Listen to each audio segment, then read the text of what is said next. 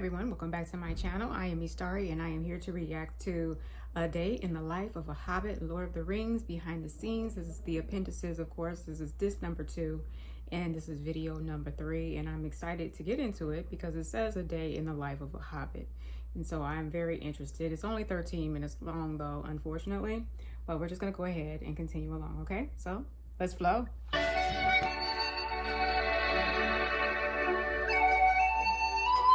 I'm kind of glad on this movie that I got to direct it and I didn't have to play a Hobbit, because you know those guys had a fairly arduous time of it. They had to get up at some unearthly hour.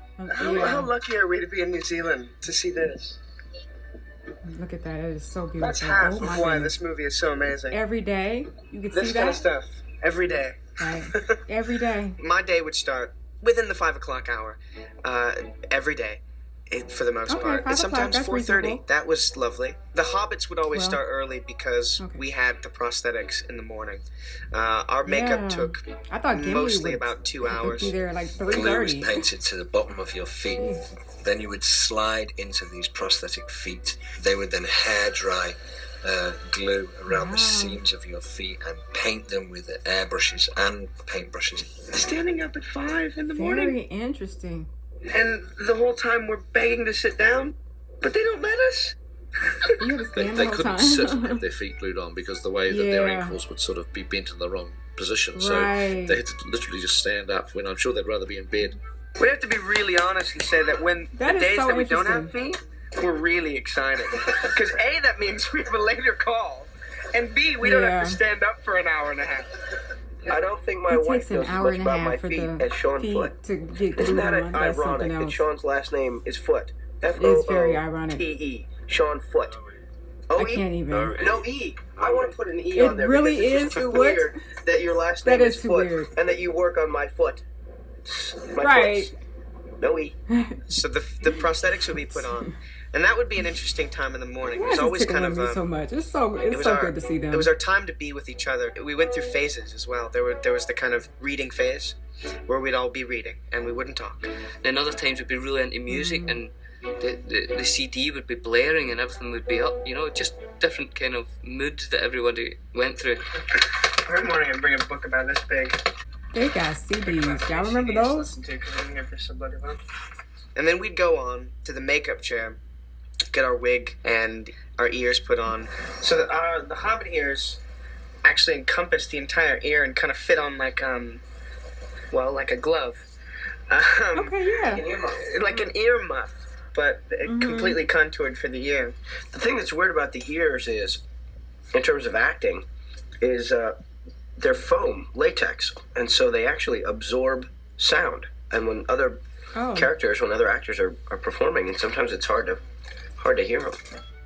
And then, you know, maybe we'd get our rewrites, because often, literally every day, the script was being rewritten. So anything that we'd learned the previous night made no sense, because we would have revised script pages.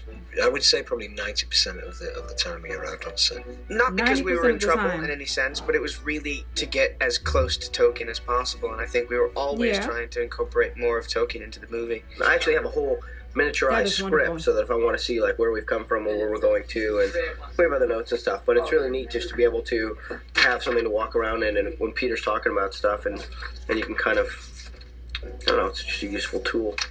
If there was time, we'd nip and get some breakfast. Sometimes there wouldn't be time, there'd be a rush on, so we'd get breakfast brung to you. I'd normally have porridge. Brung to you. In fact, I don't think there was porridge on set until I kind of asked for it, and then there was always a big thing of porridge. So I think I kept everyone healthy on set because of that. The day has now begun. I'm now completely transformed into a Hobbit. All that I have left is to put on my wardrobe. So I've got my feet, got my wig, got my ears, got my dirt, I'm ready to go. I think I'll go in my trailer now, listen to a little music, relax, and get ready for the scene. If you ever actually made it to set, that's the thing about making movies, is it is such a cliche, but it's so true. Everybody rushes because you have to be there in front of the camera when it's ready to go. But if something goes wrong, you know, a light goes or need to reset something, then it could be another 5 hours. As we were filming the movie, there was a making of that was always going on. So there was Yeah. normally a camera on That's set. us. You know, if we were ever really bored We're being watching hanging you. around to do a shot for a while, we'd try to do a little skit. That's so interesting. Didn't think about that, but of course, during their downtime, they're still being filmed.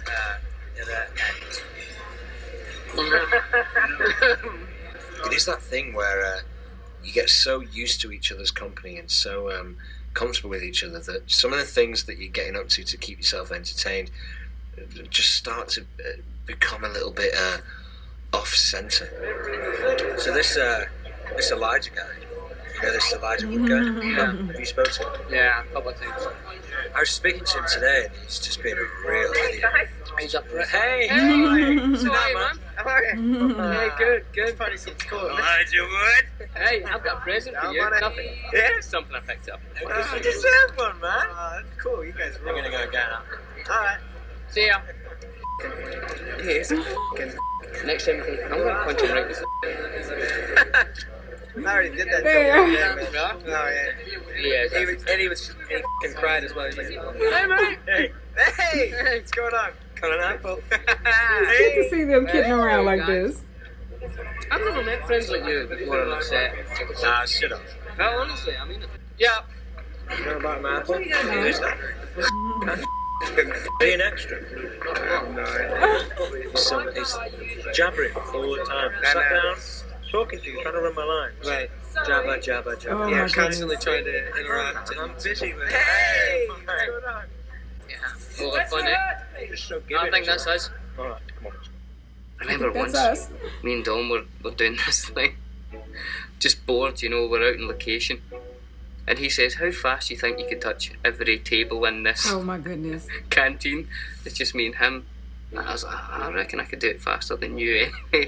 The game that Billy This is played the day in the more life than of a was to hobbit. watch me And run then around playing and touch the around. tables and then to forget to have started the stopwatch and just watch me get more tired, you know, and just laughing and giggling to himself. And then I go to do it. And as I'm running around, my foot comes off, you Oh know, my and flies off like that. I'm going to hell wet that my foot's come off. And just at that, they say, okay, you're needed on set. And I've got this foot, you know, it's going to take like Are half you an hour to put kidding on. me? You just feel like an idiot. Oh, Of course, the biggest crime I man. could commit as a His director foot flew was off to and have their feet take glued on, but even then longer to get to the because of the set. angles I was shooting that day to somehow not see the feet. Sean Astin in particular kept a running tally, and by the time he was finished a 274-day shoot, he could tell me exactly how many days he'd had his feet glued on and they weren't photographed.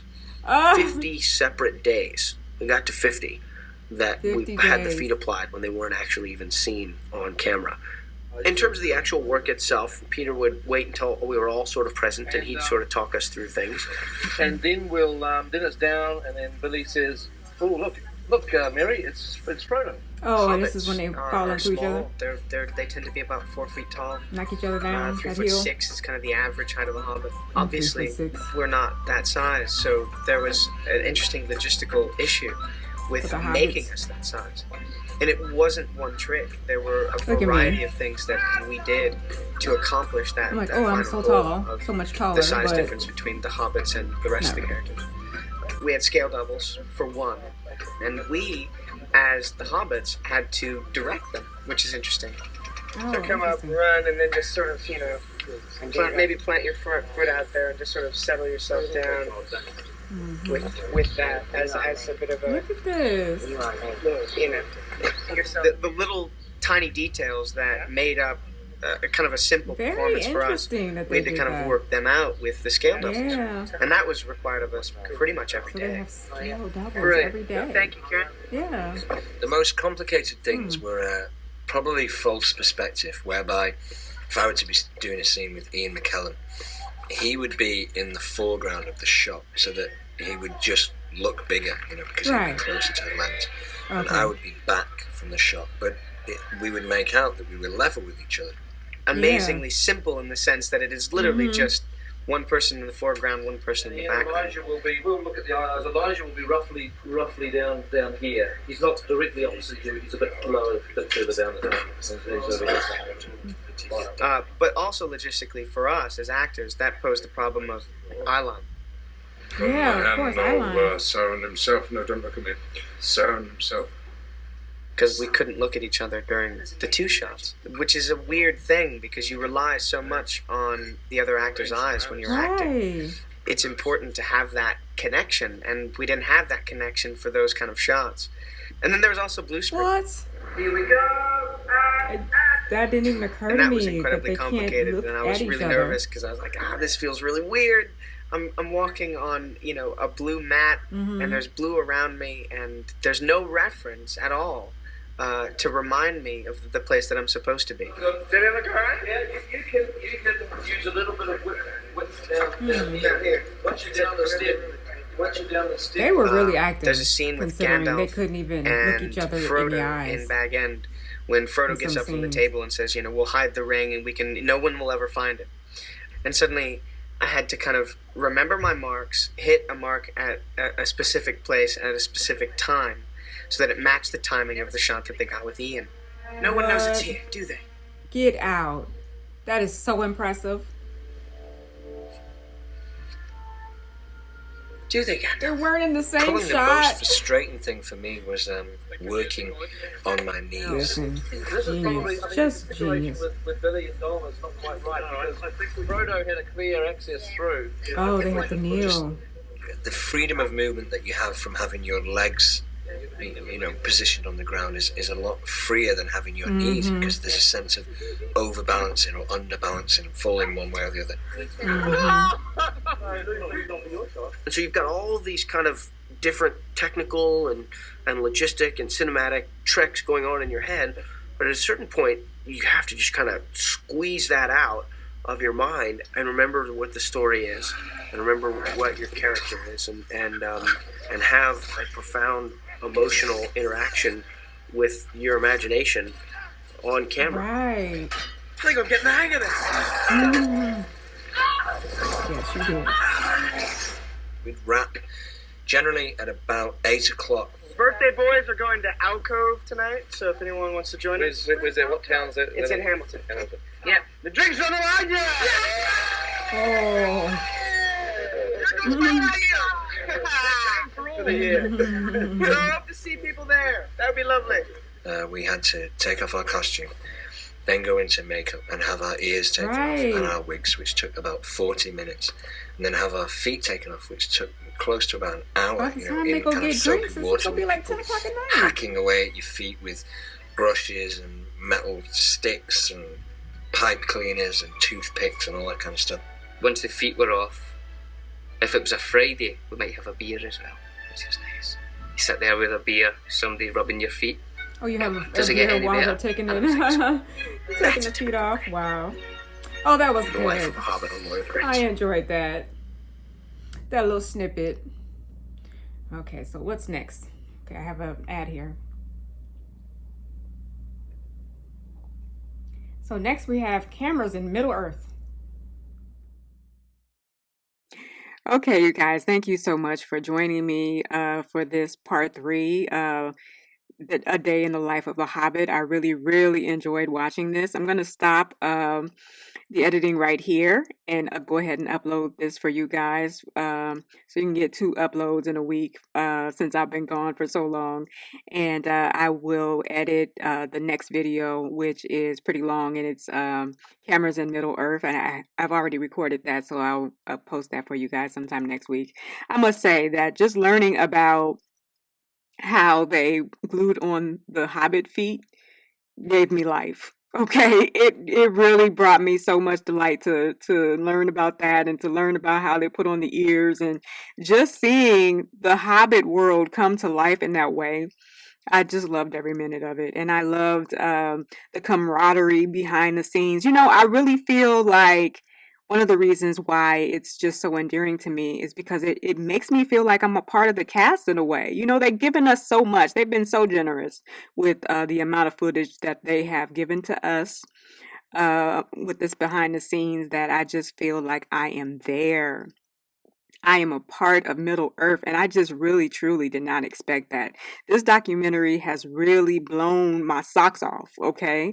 And so yeah, I'm just tickled, every step of the way. I can't wait to see more. Like I said, I've already finished watching the cameras in Middle Earth. So the next one for me is going to be Scale. I can't wait to get into that. So yeah, I just wanted to say that. Thank you so much for joining me yet again. And until next time, let's flow.